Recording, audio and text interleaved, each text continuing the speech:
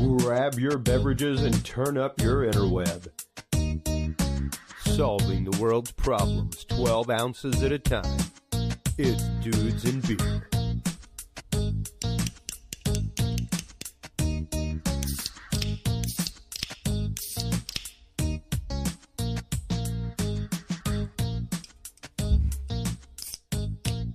Well, hello everybody, and welcome to this episode of the Dudes and Beer podcast.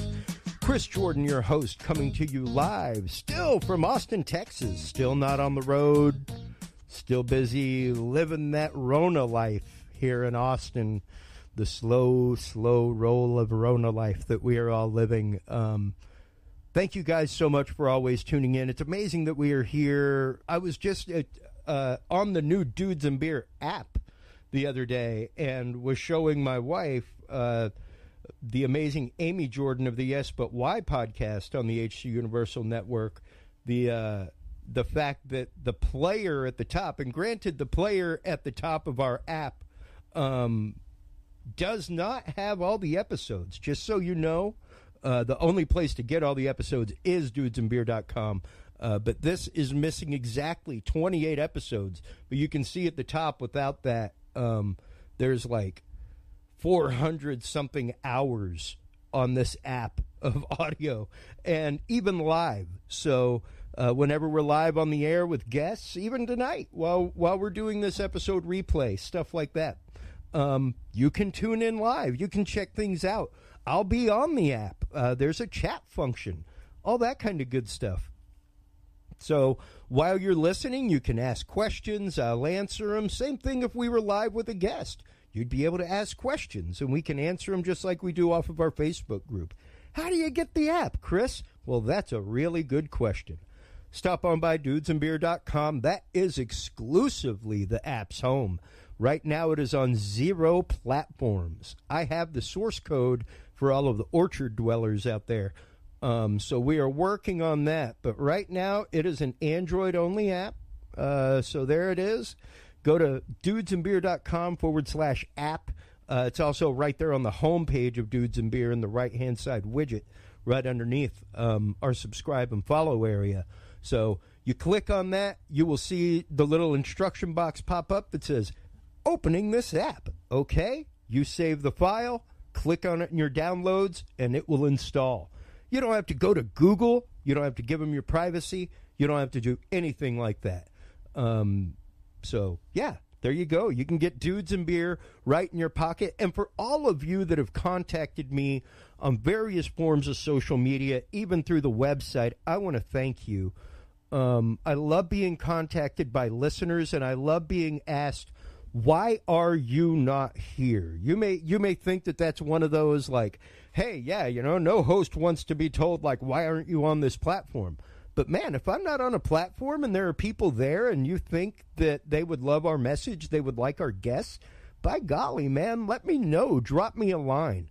That is exactly what happened with us. We have had a few guests as well as others ask us if we were available on the alternative social media forums. There is one that I'm looking at having as a guest right now that's still in funding, that's a crypto social forum, which is going to be awesome, totally secure. But we are now officially available on Gab as well as MeWe. So feel free to stop on by, check us out there. Just go to them, look up Dudes and Beer. You'll find us. Super easy. We're right there. Like I said, if you have platforms that you are on that you're enjoying as social media, it's all about conversation with us, guys. It's not about using a platform to leverage politics or anything like that. It's literally about getting the word out about our guests, their topics, the hard discussions that we have here on this show, like we did a couple weeks ago with Madeline Zek-Ruiz, talking about urinary issues with male and female health, whether it's talking about people like Terry Lovelace that we had on a couple weeks ago with his incident at Devil's Den, or whether it's people like our awesome guest this evening, Brad Olsen, author of the new book, Beyond Esoteric. We will be talking to him in just a minute. about A, and y'all have heard me throw the word around a bit here on this show. A, what is esoteric to begin with? B, what is the concept of beyond esoteric, and what's the whole idea here?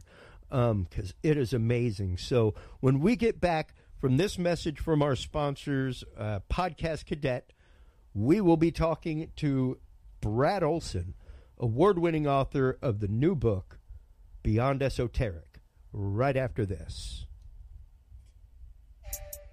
Have you considered starting a podcast?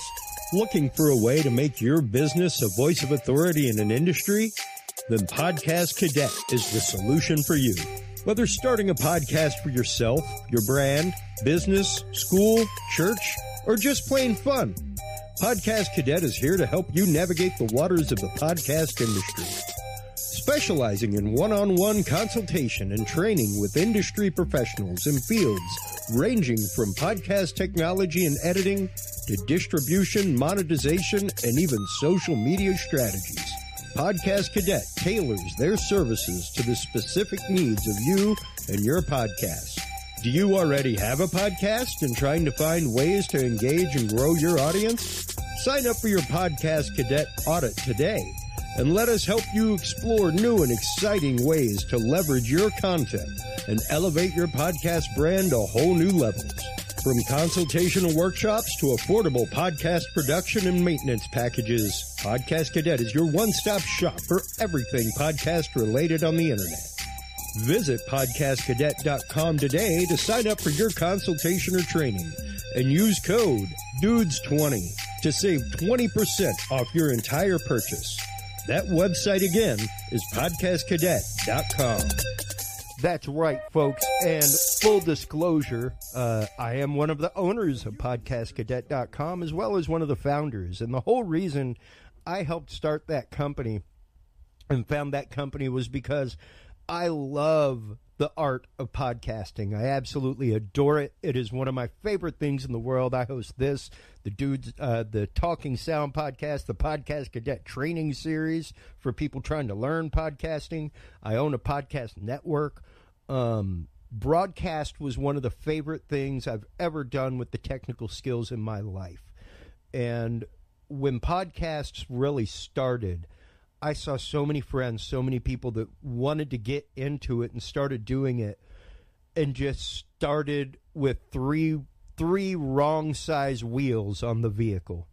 There was one that was right and moving properly and the other three just couldn't keep up with it.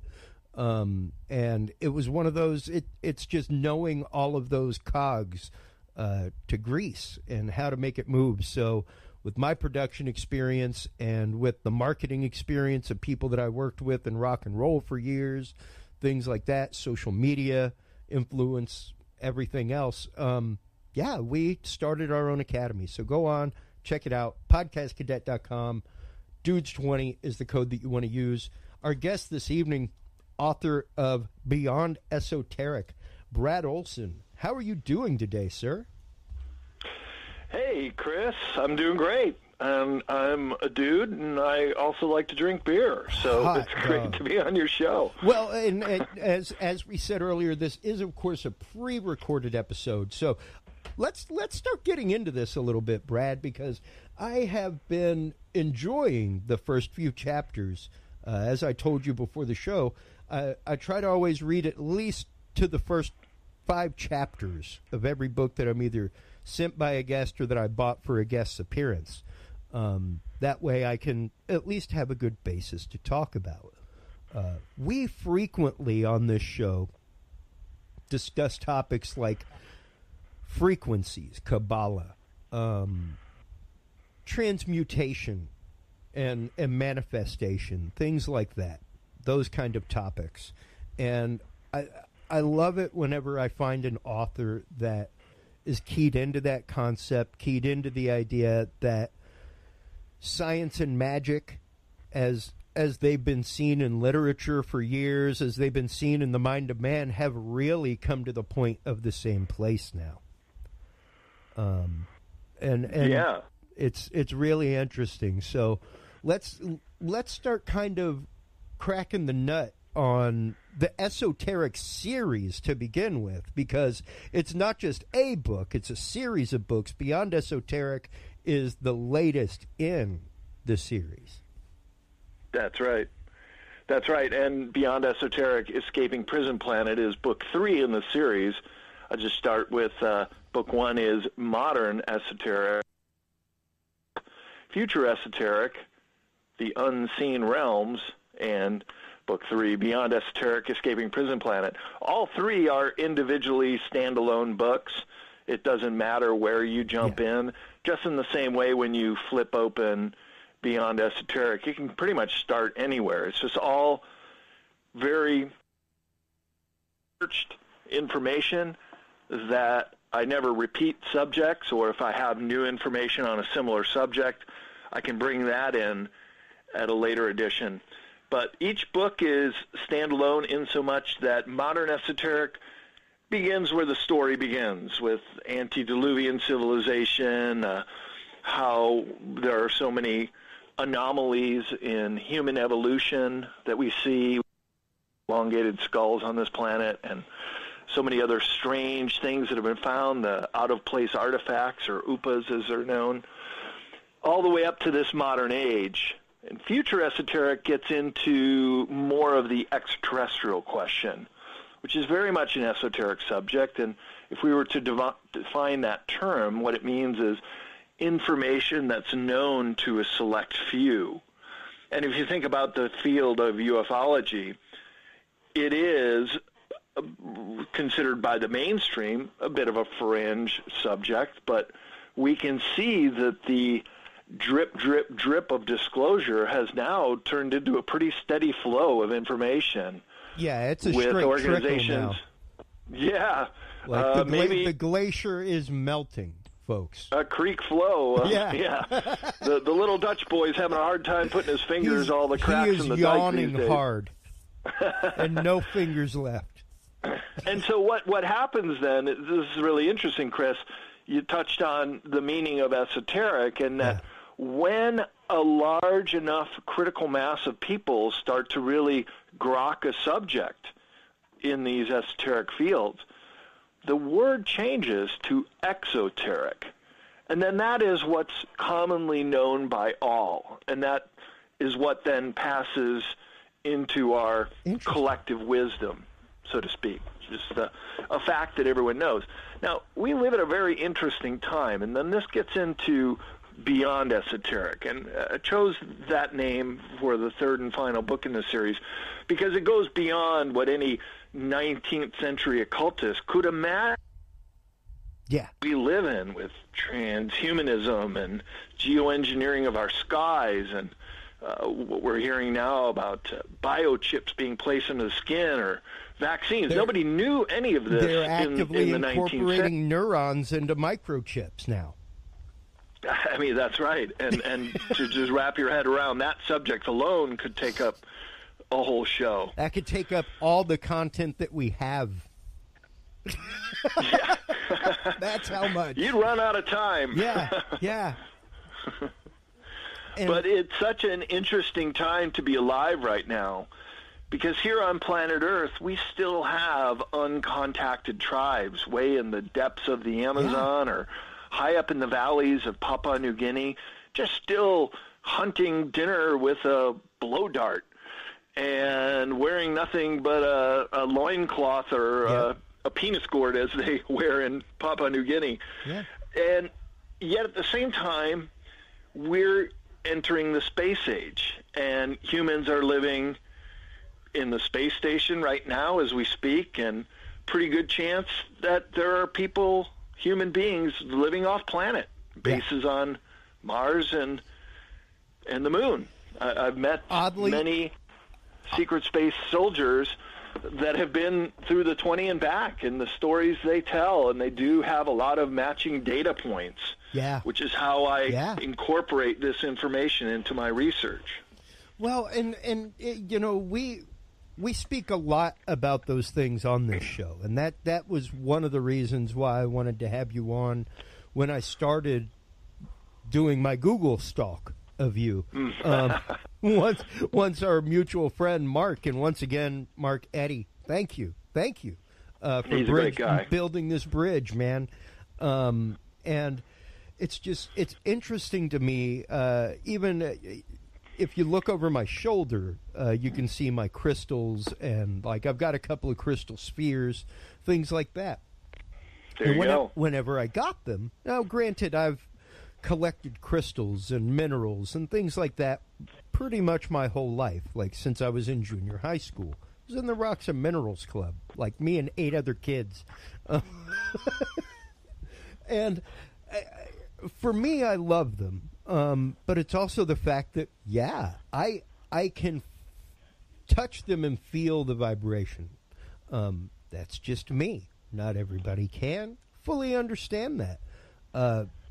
But we also know the fact that, yes, piezoelectric crystals like quartz, like other things, are used in our technology every day for their conductivity, for their means by which to hold information, transmit information, all this stuff. And when I got them, of course, one of them is an obsidian sphere.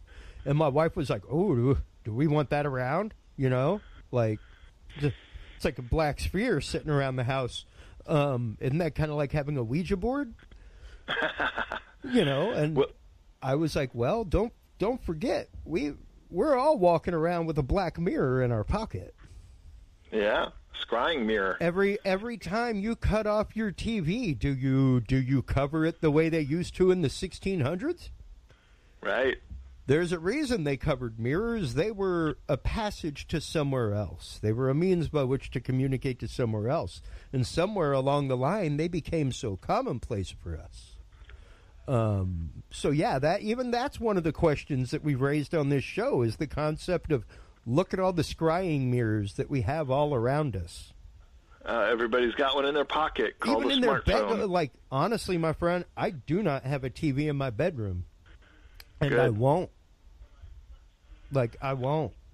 And it's not even that reason. It's just the fact of my bedroom is for sleeping. Yeah. I'm not going to vapidly watch TV in my bedroom anymore. I'm not like 18. So, yeah, and it's interesting to see how that barrier between, like I said earlier, the magic that we once thought was magic and what is now technology, and the marriage between the two, the way that they are both so closely shaking hands right now.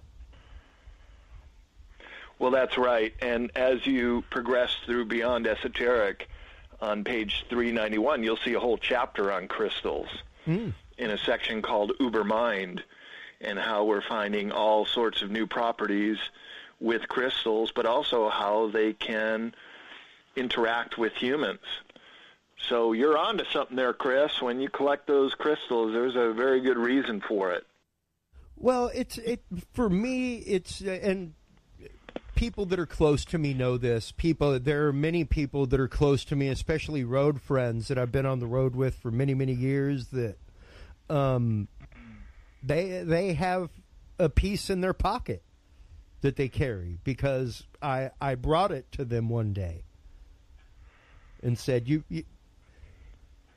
this spoke to me and said that you needed to have it. Yeah. And it's normally a very specific type of stone, that has certain qualities that, through our conversations over the years, they've said that they are trying to get to in their life.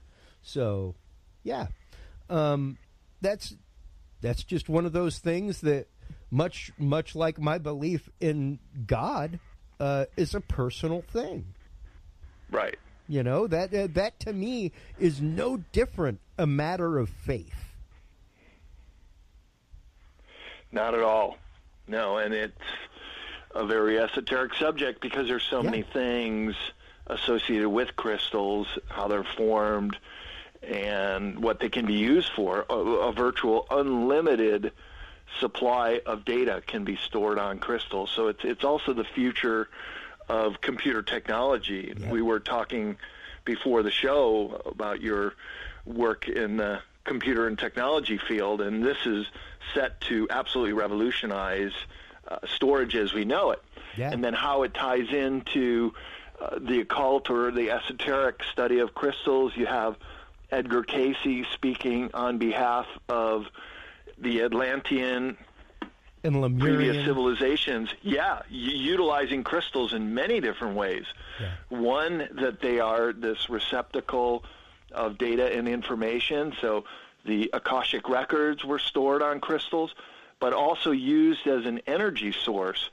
Edgar Cayce described them as fire crystals, which were able to produce a steady flow of energy that they could tap into and use for their civilization. Now, what's so interesting about those fire crystals and how they may be interacting with us today, including in the realm of paranormal, is the Bermuda Triangle, that paranormal hotspot between the island of Bermuda and the North Atlantic, connecting to Melbourne, Florida, in the U.S., all the way down to Puerto Rico.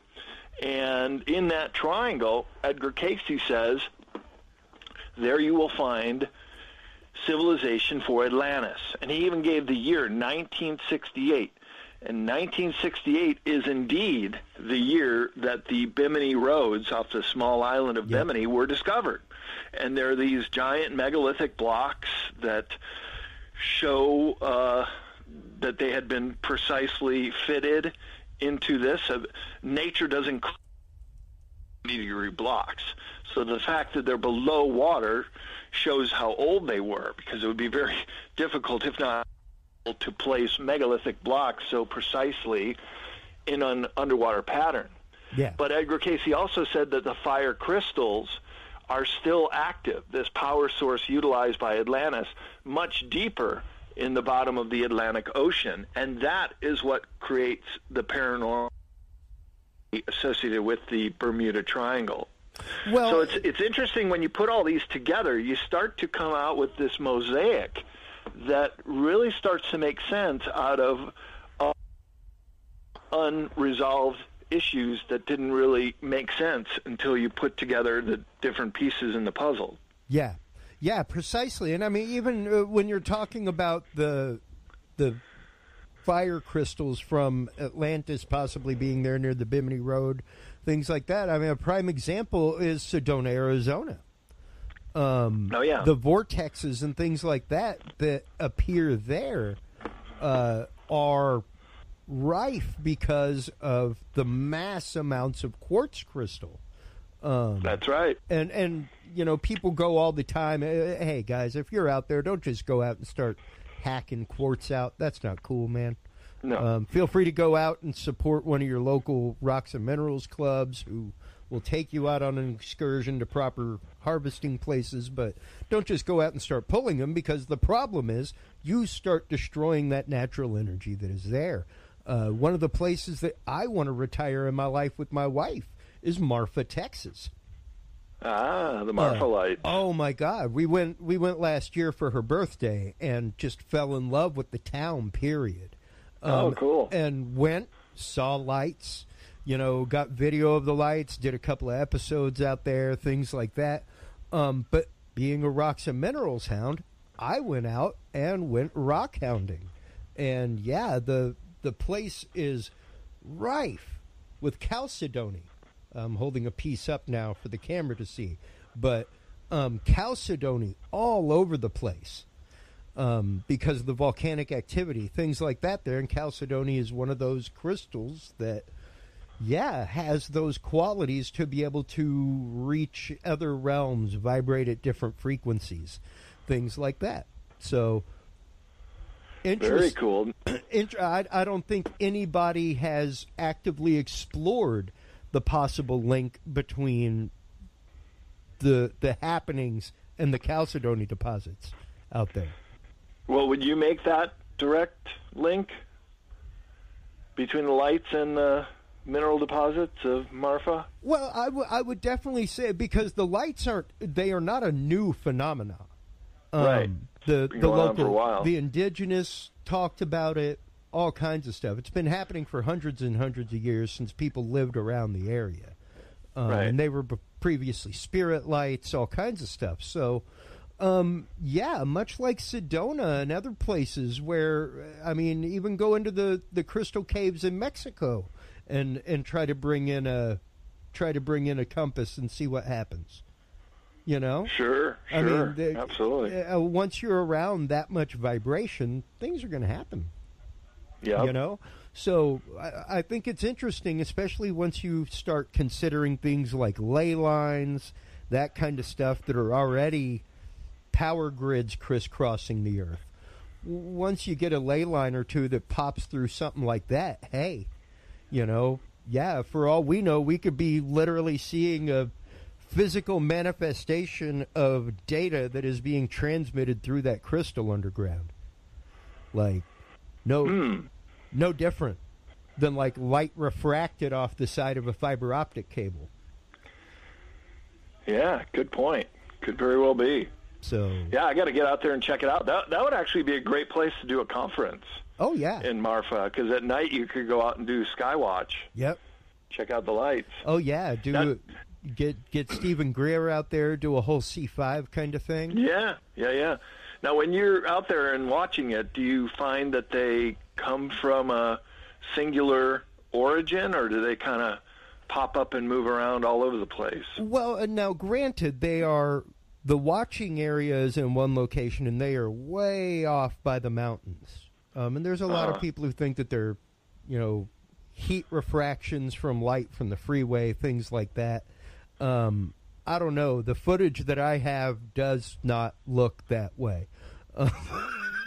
Yeah. It's pretty wild. So, for me, it's one of those, the anecdotal evidence goes on way before headlights. Goes on way before any kind of light that would be able to be seen at that distance. Yep. Like the whole definition of a candle watt is what can be seen at a mile, So interesting. Okay. So anything brighter than a candle would not be, or dimmer than a candle would not be able to be seen further than that. Right.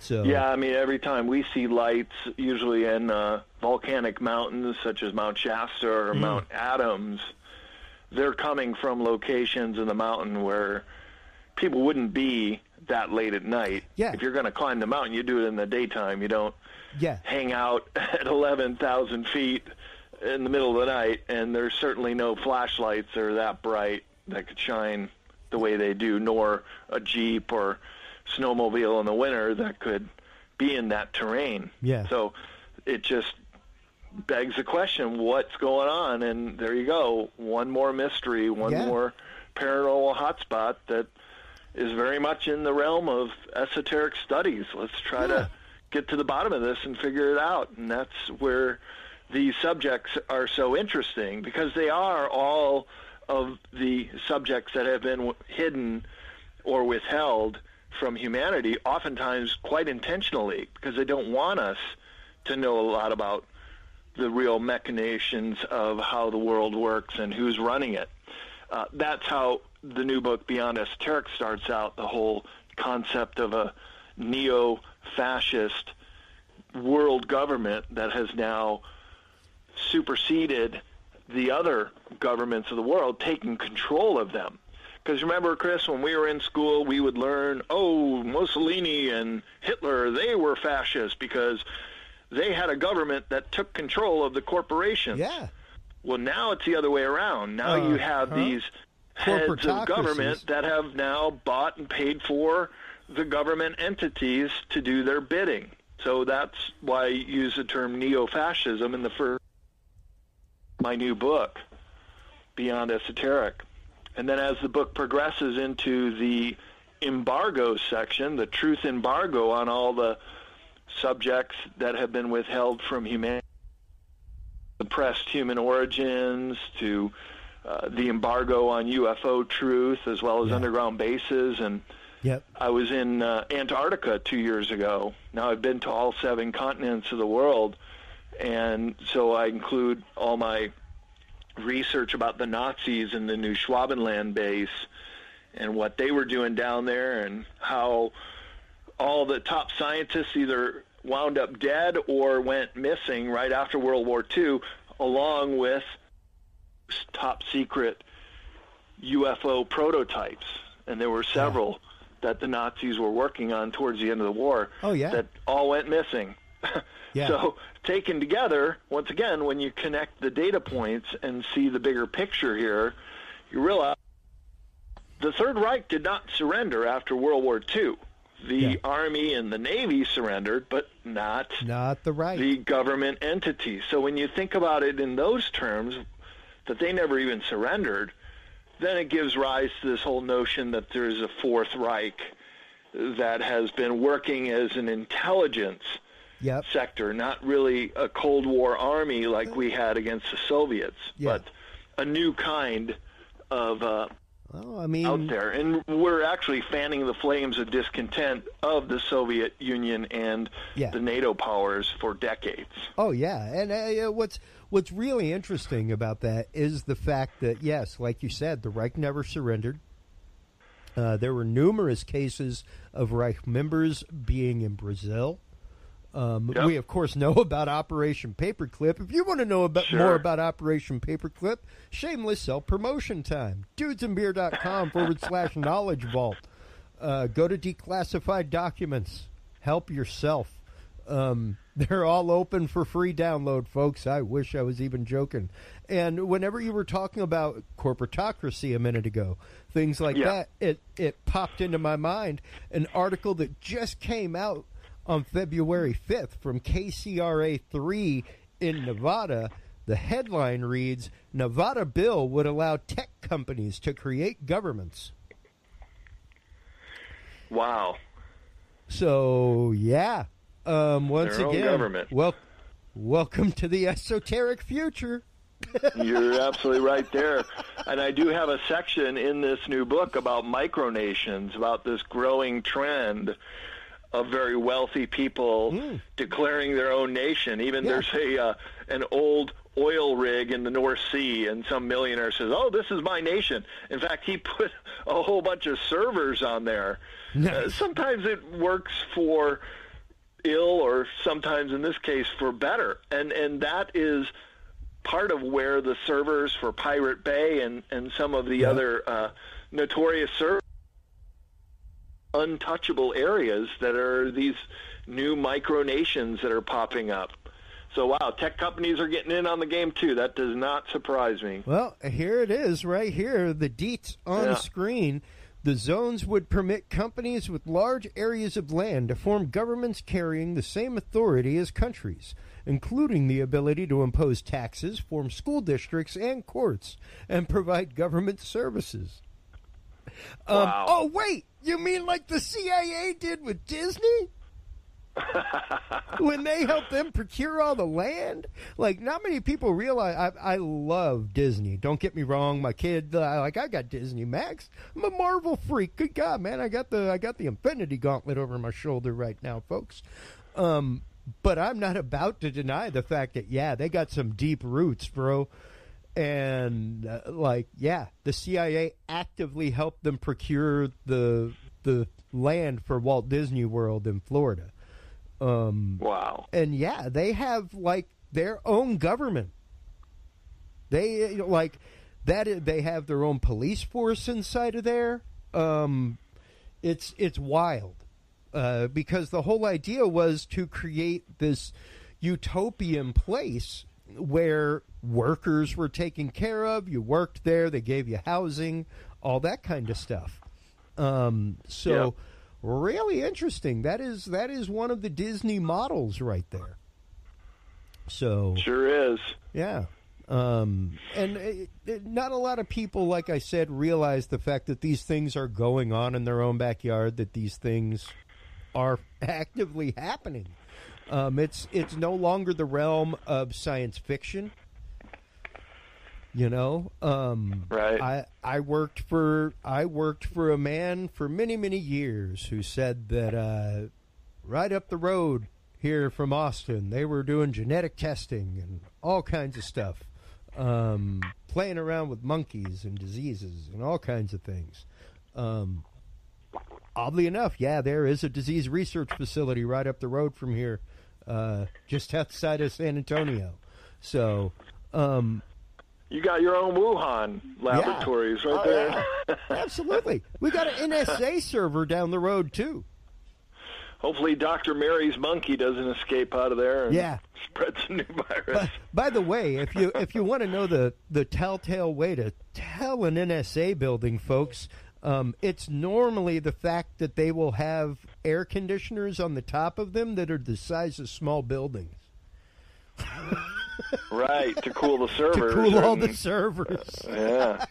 But interesting. We do have one of those in San Antonio as well. So, yeah, like these things exist in our backyard. These things, whether they're UFOs, like Texas is, once again, a hot spot for stuff like that.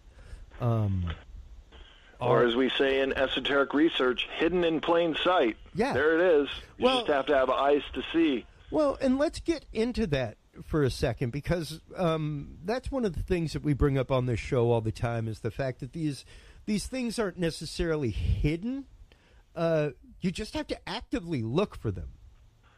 Right. You have to know what to look for to see that they're right there in your face. Yes. Oftentimes. And that's just it. Most folks, like, whenever I tell them precisely what to look up on Google, they're like, whoa, how come I never saw this? And I'm like, because you don't know exactly the keywords to put in to make that happen. Right. You may get close to it, but those results are going to be buried on page 3. And how, like we all know algorithmically, how likely it is that you're going to scroll to page 3 of any search engine. That's true. and that's even on Google, which is known to suppress pages. Precisely. And not give up too many of their secrets. Yeah. So, like, these things, once again, happen regularly and happen in plain sight. Yeah. There really isn't even much obfuscation to it. Even in not this recent outgoing presidency, but in the office before that, Barack Obama, on his way out in the annual National Defense Authorization Act funding, put forth funding which was approved for the Office of Anti-Propaganda. So try to unpackage that. Let's just hide that one in plain sight. Why don't you just say the propaganda office, yo? Like, just because it's anti-propaganda does not make it any less propaganda. Doesn't two negatives equal a positive? Right? They just admitted they do it. So, yeah. One of the things, like I said in the intro, that we talk about on this show regularly is manifestation. And the concept of manifestation. And I have people on the show regularly, like Sev Talk, things like that, who come on and talk about energy, things like that, to help people understand that their personal fear, their fear, can sometimes be the energy that is literally blocking. And I meant to grab the quote from Poltergeist, where it's, y'all mind stepping back? You're blocking my frequencies. Because, like sometimes we can actively be our own block in life when it comes to even understanding stuff like this, or even being open-minded enough to open the door. Sure.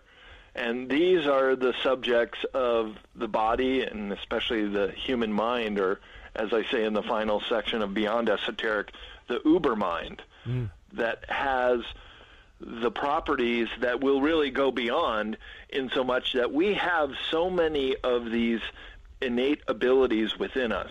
Yeah. Had we been trained from the time we were children to learn how to be telepathic, to perhaps use our minds for telekinesis, which is affecting or bending matter, as Uri Geller can bend a spoon with his mind, or Arthur C. Clarke, who is a notorious skeptic of any of these abilities, went to see Uri Geller, and he gave him his own house key, and Uri Geller bent it, and Arthur C. Clarke kept that on his mantelpiece, and he changed his perception. Because, as you said, frequency, and the power of the mind are so much greater than we have been given credit for or have been trained to use. And so that's what I think is one of the biggest suppressed secrets about humankind, is how much power that we actually have to affect the world around us and to better ourselves, as well as keep ourselves healthy and have perceptions, seeing things hidden in plain sight more frequently, and using these, as I call them, superhuman abilities to affect the world around us. And it's very possible to do that. When I was traveling in India, Chris, I always like to read books pertaining to that country, either a Michener novel about the location. And so in India, I was reading Mahabharata. Yeah, for sure. And then being able to go to those sites and see the ruins, and it really ties it together and brings it to life. But I read the book Autobiography of a Yogi by Paramahansa Yogananda. Oh, cool. Fascinating book. Yeah. And every chapter is about a different yogi with another superhuman ability that he illustrates so eloquently in this book. And it just instilled in me this idea that, boy, we have so much latent potential within us. If it were ever unleashed, for one, you'd never be able to use propaganda or any other kind of mind control technique anymore, because the mind is so much more powerful than that. We could just transcend it all right then and there. But also to have the ability to live much longer. I find it interesting that a lot of the very human-like races that have been said to visit Earth, for example, Semjay, who is a Pleiadian that visited Billy Meyer in Switzerland, he got to know her, and every illustration of her is just this beautiful supermodel, blonde hair, tall, gorgeous 30-something-year-old. He asked her, "How old are you?" And she said she's 130 years old. So they have not only the technology for age regression, but also the use of their mind and frequency. There was even an example that he was able to get from the Pleiadians, and that is, what is the future of medicine and healing? And he said 3 things. It's frequency, sound, and color. Will be the future of medicine. Now, just wrap your head around that. How many possibilities come to mind? Well, I can give you some examples already. For example, if you go into a Whole Foods in their bathroom, you turn on the light, and it's a black light. And black light is known to kill germs on sight. So there you go with color. Sound. Think of how an opera singer can shatter a wine glass with her voice.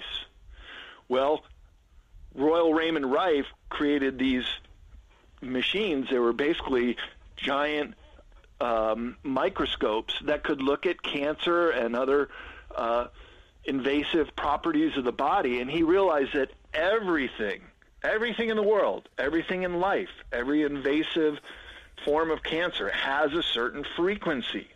And he was able to shatter the cancer cells once he matched that frequency, like the opera singer does with a wine glass. It was so revolutionary, and this is about 100 years ago. Then the established medical community just cracked down on him and destroyed his laboratory and defamed him and stripped him of assets. I mean, it's just going on presently with Joe Rogan and CBD. You know, there you go. And another prime example of, here we go, bringing in herbalism, bringing in technology that cultures have used the globe over for millennia. I would challenge anybody to find me, and this isn't even off hemp, all right? I'll even give you a bigger challenge, folks, because CBD is typically taken out of hemp. It's not taken out of active marijuana plants. But I'll even give you one better. I would challenge you to find me a natural overdose death of marijuana on its own in the history of mankind. Won't find it. Anecdotal case of somebody who smoked so much weed or ingested so much that they died because of not because they got behind a car wheel, not because they went loony and did something crazy, but simply because of the plant doing it to them. You won't find it. Doesn't happen. You won't find any cases naturally in the Andes of people ODing on coca leaves. Not until they're processed into cocaine, and then you can have a problem with it. But I agree with you. In its natural form, when it says in the Bible that God gave us all the fruit-bearing seeds for us to use, so why wouldn't we use them? And that's just it. These things have been used by cultures for thousands of years with no issue whatsoever, yet still we know that applying compounds of marijuana directly to cancer cells will kill them. You know, like there are studies that show all kinds of stuff like this. The uses of, CBD and things like that for kids with epilepsy, that kind of stuff. The evidence is rampant now, but yet still you see Big Pharma going after Joe Rogan because he is producing something 5 times more potent at 1/10 the price. And, of course, you cannot patent nature. Yeah, you can't. So if it's coming right out of a seed or a plant, then you can't patent it.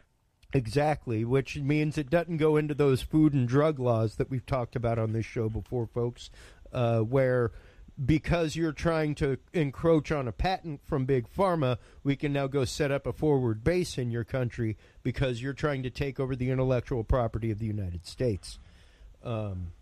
That is considered an act of war, and not many people know that. Yeah, Wild. It's also being a big bully. It is. Pushing your weight around. It's wild stuff to see, like we're saying, the ancient melding with the modern. And one of my favorite movies, I'm sure you are aware of it, Superhuman, The Invisible Made Visible by Caroline Corey. Yeah, I know Caroline. She's great. Very personable. She is one of my dream interviews. And I've contacted her. I never did hear back from her people. I need to contact them again. But I have watched this movie probably about 5 times now. And to see live on camera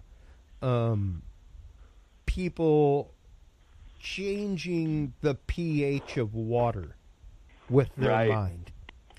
To see people actively changing the electropiezo properties of DNA with their mind. On camera. Truly remarkable. On camera. Yep. Like, mind-numbing. And that's just it. To get to a point where you were able to quite literally generate frequency to basically begin to vibrate in syncopation with the world around you. It's like that word. Yeah, it's interesting because there you can create entropy that way, and you can create synergy that way, and they're really both sourced from the same place. Yeah. You know, and entropy is kind of chaotic in and of itself. The other is not. It's very, very tied together and organic. And it's the same way that musicians on a stage kind of hit the same beat at the same time. You know, that synergy that they have between each other, where they'll say it all the time, like, yeah, I don't even have to look at Tommy. I can just feel where he's going. Interesting, yeah. Well, that kind of also ties into telepathy as well, as musicians being able to read the musicians' notes from their band and being able to play along. Yeah. That's why it sounds so beautiful when a band is in sync like that, how magical they can make all their instruments sound as a whole.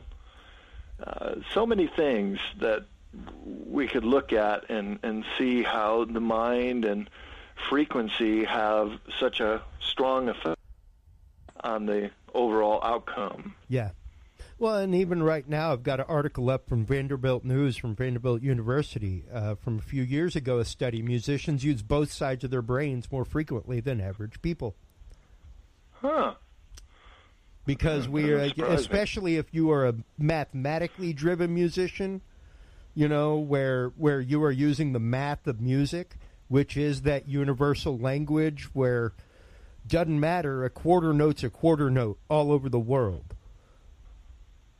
You don't have to speak African. You don't have to speak their dialect. You don't have to speak Vietnamese. If you hand out the same piece of music, we can all play it. Right. And that's because of the math of music. And it's interesting once you start getting into jazz and all kinds of things, the way those circles of fifths move around. And that is a mathematical part. Even some universities in community college have started accepting music theory as your basic math course in substitution, because so many people are not able to do college algebra, but they could pass music theory. 432, baby. So, yeah, it's and even that looping it right back around to the esoteric 432, getting back to the actual root tone of things instead of 400 tuning things at 440. You know, which are out of resonance and will create disharmony. Yeah, and well known ever since Goebbels and the Nazi Party used it to get people into a disharmonic state. Had music been in 432 the whole time, it would have been a lot more powerful.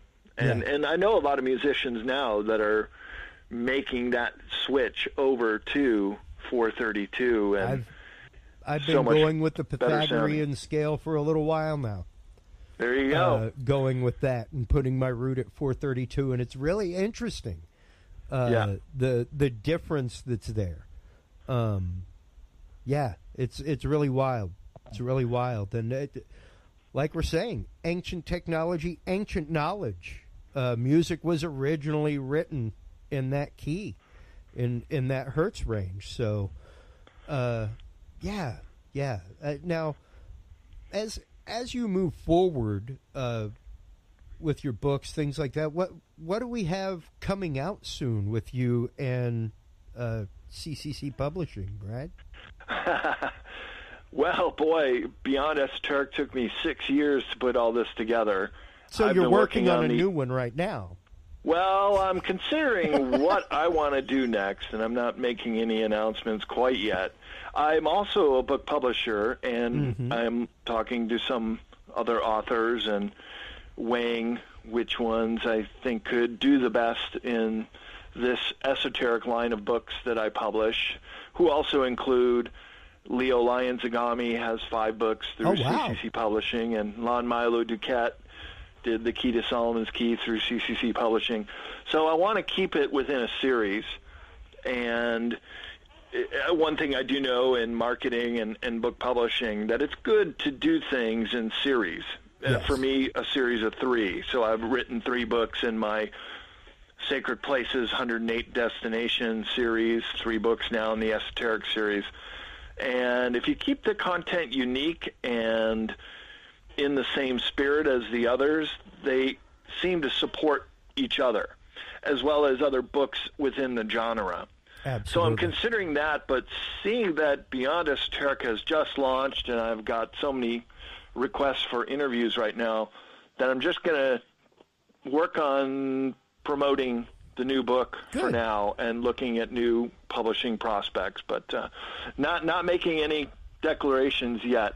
However, for your listeners, if they wanted to go to cccpublishing.com, I use the Google Book app on each one of the page titles. So you can actually browse the book, and boy, if you had the time and you could use that app, you could read the whole book for free. Kind of like if you wanted to sit in a bookstore and go through a whole book. I guess you could do that. Just keep coming back, buying one big cup of coffee. Yeah, bookmark your page. Yeah, bookmark your page.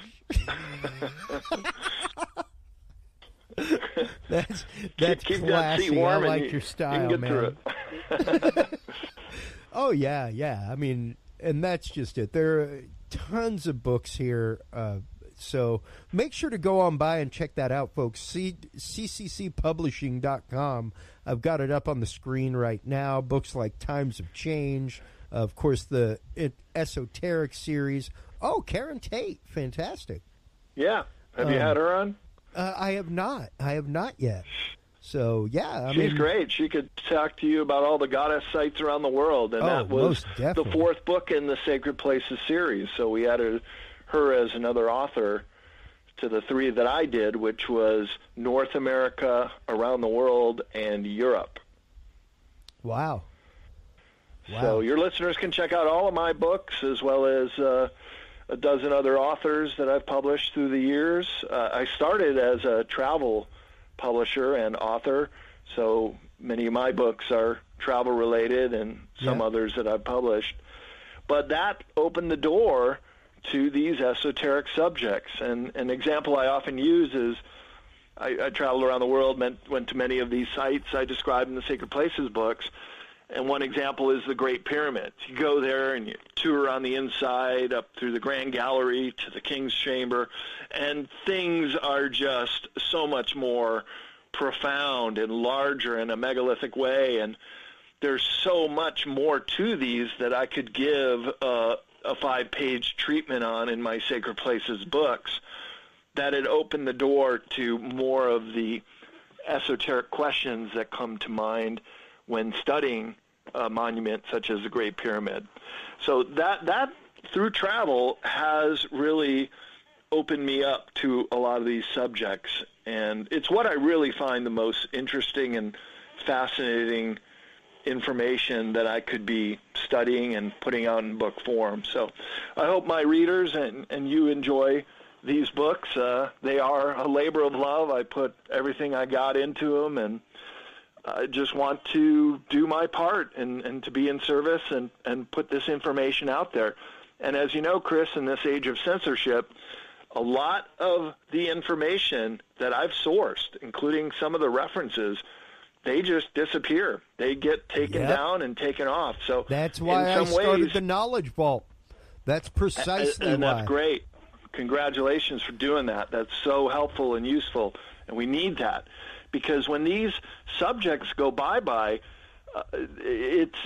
sometime it can be gone. So I tried to use these esoteric guidebooks as a repository for this information, much as you do with the vault. And that's highly accredited to do that and give information out as freely as you do. And it's big service. It's the utmost. It's the utmost. Some of the people I'm looking to have on actually are there is a group, and I want to say it's in Norway, that claims data as their religion. I love and it. Claims all data is from the one source. We are but vessels for the data, and that is godly knowledge that is available to all mankind. Oh, you got to try to get them on. That's great. And it's one of those like they hacking whatever. They're like, there is no hacking. What hacking? It's data. Yeah. That comes from the collective unconscious. That's all of ours. So interesting twist, very interesting take on things. Like I said, I've been searching for a contact for them for a little while, but to know that there are people like you out there, Brad, that are trying to, and people like Caroline Corey, trying to explain that these are not like mutant powers that exist. They are not given to a select few. The only thing hidden about them is the fact that you have them, right, and that you can use them. That you as well can manifest things in your life. Now, folks, that I'm not saying that means that you're going to be able to like wish a pile of gold into your closet. All right. But what it does mean is that you can through changing your habits, through changing your mentality, through changing your vibration about how you think about things, whether it be positive or negative, like when you wake up in the morning, it's a decision that you've made that you're going to have a crappy day. You can undecide that. It's okay. I agree with you. Absolutely. Like, people ask me all the time why I'm so giddy and everything whenever I'm at work. And it's one of those, like, I'm not at work, dude. I'm playing with people's expensive toys. Like, this is... Who would want to just push buttons and hook up cables and do that? Like, look at what's behind me here, people. That's what I do in my home anyway. Like, I love it. So, yeah, that's my vibration, and I ooze it when I'm on job site. You know, I'm happiest when I'm working and doing that stuff. I'm happiest when I'm doing things like this and sharing this knowledge with people and trying to make them understand that they have the power and the means to completely change the world around them and how they view it and how they interact. Absolutely correct. You nailed it. And we all have that power, and we all make that conscious choice every day. Yep. Am I going to have a good day? Am I going to have a bad day? I choose to have good days. Yep. And conversely, I have good days. Yeah. And, you know, same thing. I choose not to have an us versus them mentality. That is a choice. I choose not to pigeonhole a whole group of people because of the way some people act. You know, those are all decisions that we make that are quite literally the root of the ills that we're trying to fight in society, people. Like, it's crazy. That is the world that we have come to now, and I think that we've really come to a point in this last minute or two, Brad, just to where people are spiritually lost. And I'm not talking religiously, God, Jesus, Buddha, the dog next door, whatever your God is. That's not what I'm talking about. I'm talking about the concept that we spiritually touch each other. I'm talking about the concept that when we walk into a room vibrating a certain way, we affect everybody in that room that way. I absolutely agree. So I think that's what we need to get back to understanding, is the fact that when we lack empathy for other people, we are directly spreading lack of empathy. And I myself, my first year in college, my audience knows this, I spent in the seminary for the Catholic Church. Good luck to go telling any priest that I, feel the tickle from a quartz crystal in my fingertips. Like anathema. Can't do it. Lot of problems with some of the teachings. I was called to that. I was also called to move on in my life and realize that it was my skills that I was being called to. That my God was calling me to recognize these skills that I had, to help people, to listen to people, to be there for people, and to pay attention to that and never ever lose it. So that's one of the reasons I have people like you on this show. That's one of the reasons why I have people like Sev talk on the show who actively talk about communicating with beings outside of this realm. Things like that. We all have our own realm of experience that has steeled us into the person that we are. The question that we have to ask ourselves is that necessarily the best person? Is there something that we can change? Is there something that we can do within ourselves to daily help the world around us just by helping ourselves? I love it. So you're on it. You got the tip right there. That's That's one of the things that I strive for with this show, is to help people understand that, to help people demystify these topics, to let them understand it is okay and good for you to explore them.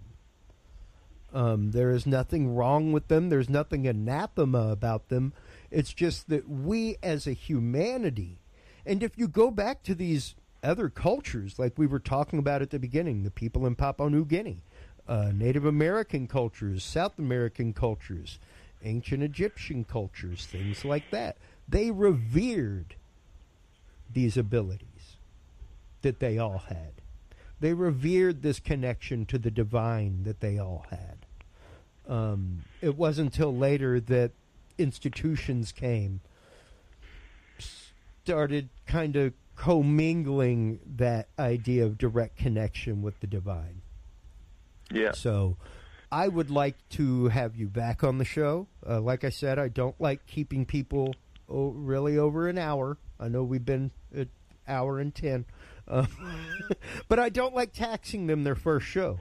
I like people to dip their toes in the water, make sure they're comfortable with the show, and hey, you want to come back, we can talk for hours. We sure could, Chris, and we're really on the same page on so many of these subjects. It's great to speak with you, and I'd love to be back on with you again. Absolutely. And we really have only scratched the surface. I know. With all that we could talk about and all the content and Beyond Esoteric and the other books. And I'll just point out that you mentioned the indigenous cultures who valued this kind of information. Those people who could have a sensation, these very esoteric subjects to indigenous people, well, they became the shamanic class. And the shamans were really the most revered people in indigenous tribes. I have a chapter in my first book, Modern Esoteric, about primitive wisdom and how so many of those shamanistic practices would intercede on behalf of the clan or the tribe and would help them know when the growing seasons were, when migratory animals would pass by. And you can understand how vitally important this was just for the survivability and the life of the community. To know these things. And unfortunately, like you said, when colonization took place, a lot of these what were considered pagan or savage traditions were pushed to the wayside and in many cases forgotten. But that doesn't make them disappear. They're still there for us to understand and utilize within ourselves to these days. Nor does it invalidate the teachings of them. Not at all. The no, and teachings that's why are the there's belief. this great revival of Native American, follow the red road, and get back on the path of our indigenous ancestors. And they did have a repository of wisdom and information that we can still use to this day. Well, and, they really do still have a mentality that I think we have to use to this day, and that is that they don't do anything that's not good for 4 generations. If it's not going to behoove the next 4 generations that we do this, should we really do it? Because it may take that long to undo it. Yeah. And it's really an interesting concept. And like I said, I would love to have you on to talk more about specifically our connection to that, quote, divine, to the universe, things like that, because it really is one of the most important topics out there. I think we are experiencing that 100-year cycle right now. We've got a 100-year plague happening. About once every 100 years, something like this pops up. Spanish flu was the last one. Right up around 100 years ago was the economic issue that we had with the Depression. Same thing. Technology boom, just like in the 20s, coming up around. You've got the spirituality boom and the spiritualism boom really happening with like paranormal shows everywhere. seances, all kinds of stuff happening. You even had, this is the one that gets me, buddy, the witch coven across the country, who not once but twice, numerous hundreds of witches got together to cast a spell against the sitting president. And then you wonder what happens. Yeah. It's one of those, like, isn't it your own rule not to do ill? And if you do, that, like, it's going to be visited on you threefold? Well, be careful what you wish for. Appreciate it. Thanks. It might happen. Thanks for doing it twice. Yeah. Well, we certainly have a blueprint for a lot we can cover on the next time you have me on the show, Chris. So, please do hold the line while we close things out. Once again, everybody, make sure to stop on by Triple C Publishing. That is cccpublishing.com. That is where you can find all of the books by our guest today, Brad Olsen. Make sure to also stop on by bradolsen.com. That's where you can find everything else. Make sure to hit up dudesandbeer.com while you're online and get the new app. I mean, it's pretty cool, got to say. Mainly because I designed it. It's pretty cool. So, yeah, there's all kinds of fun stuff on there. Knowledge Vault, everything right in your pocket. So whenever you're having those conversations out at the bar. Oh, yeah, there's a tip counter in there, too. So tip calculator, all that good Thanks stuff. For listening if you can't to be this good, be good at it. We'll talk podcast. to you soon. Bye-bye. To listen to our audio streams or chat with us live, download the official Dudes and Beer app for Android and iDevices, available on Google Play and iTunes markets. For more episodes, content, and information, visit us online at dudesandbeer.com. You can also find our episodes on Breach.tv, iHeartRadio, Spreaker, SoundCloud, iTunes, YouTube, Stitcher, or your favorite podcast service. Dudes and Beer is a proud member of the HC Universal Network family of podcasts. For more about our sponsors and other podcasts on this network, visit hcuniversalnetwork.com. Thanks for listening, everybody, and until next time, drink responsibly.